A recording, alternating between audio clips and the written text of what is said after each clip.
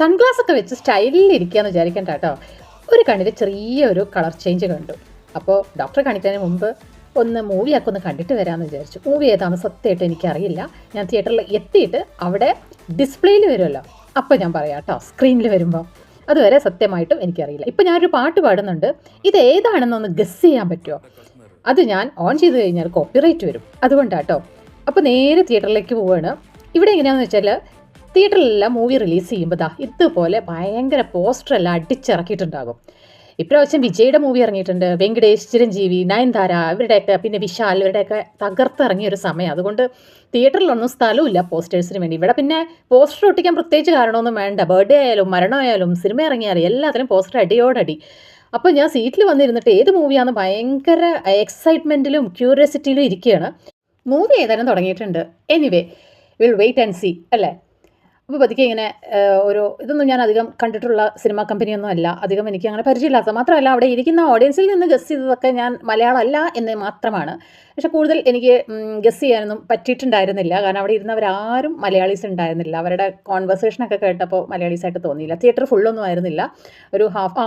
ഇപ്പോഴാണ് എനിക്ക് കുറേശ്ശെ പിടികിട്ടി. നമ്മുടെ ചിരഞ്ജീവിനെ കണ്ടപ്പോൾ എനിക്ക് മനസ്സിലായി. പക്ഷെ തമിഴായിരിക്കുമോ എന്നൊരു ഡൗട്ട് വന്നു. അപ്പോഴാണ് എഴുതി കാണിച്ചത് എന്താണെന്നറിയോ, മനശങ്കര വാരപ്രസാദ് ഗാരു എന്നാണ് എഴുതി കാണിച്ചിരിക്കുന്നത്. അപ്പോൾ എനിക്ക് മനസ്സിലായി ഇതൊരു തെലുങ്ക് മൂവിയാണെന്ന്. പക്ഷേ എനിക്കിതൊരു സർപ്രൈസായിട്ട് ഞാൻ വിചാരിക്കാത്ത ഒരാൾ ഇതിൽ കണ്ടു, നമ്മുടെ നയൻതാര, പിന്നെ വെങ്കടേഷും. ഇവരൊക്കെ എനിക്ക് ഭയങ്കര സർപ്രൈസായി പോയിട്ടോ മൂവിയിൽ കണ്ടു കഴിഞ്ഞപ്പോൾ. ഇത് നല്ലൊരു മൂവിയാണ്, ഫാമിലി ത്രില്ലർ മൂവിയാണ്. ഇത് നല്ലൊരു എൻ്റർടൈനറും കൂടിയാണ്, കാണേണ്ടവർക്ക് പോയി കാണാം. പിന്നെ അതിന് ശേഷം നേരെ പോയത് സാംകോ റെസ്റ്റോറൻറ്റിലാണ്. ഇതിന് മുമ്പ് ഞാൻ കണ്ടിട്ടുണ്ട്, മലയാളി റെസ്റ്റോറൻറ്റാണ്. നല്ല അടിപൊളി ഫുഡാണ് ഇവിടെ.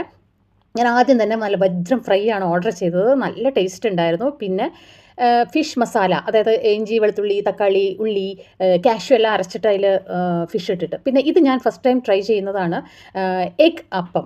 പക്ഷേ എനിക്ക് എഗ്ഗ് ഒരു സെമി കുക്ക്ഡ് ആയതുകൊണ്ട് എനിക്ക് അത്ര ഇഷ്ടപ്പെട്ടില്ല, ഒന്നിൽ കൂടുതലേക്ക് കഴിക്കാനൊന്നും പറ്റിയില്ല. ഇനി ഗസ് ചെയ്ത പാട്ട് ഏതാണെന്ന് പറയട്ടെ, കറക്റ്റാണോ ചെക്ക് ചെയ്യണേ. ജുമ്മാ ജുമ്മാ ദേ ദേ, ജുമ്മാ ജുമ്മാ ദേ ദേ, ജുമ്മാ ജുമ്മാ ജുമ്മാ ദേ ദേ, ജുമ്മാ. ഈ പാട്ടാണ് ഞാൻ പാടിക്കൊണ്ടിരുന്നത് കേട്ടോ. ഞാൻ മാത്രമല്ല അവിടെ റെക്കോർഡിലുണ്ടായിരുന്നത്.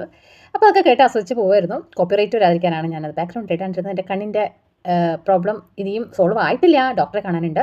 ഇനി ഇന്നത്തെ വിശേഷങ്ങൾ, അതായത് സൺഡേ വിശേഷങ്ങളെല്ലാം കഴിഞ്ഞു. നാളെ ഓഫീസിൽ പോകാനുള്ളതാണ് ഇനി. അപ്പോൾ നമ്മുടെ ഹോളിഡേയ്സും പൊങ്കൽ മൂഡും എല്ലാം കഴിഞ്ഞു. ഇനി back to work. Thank you for watching my channel.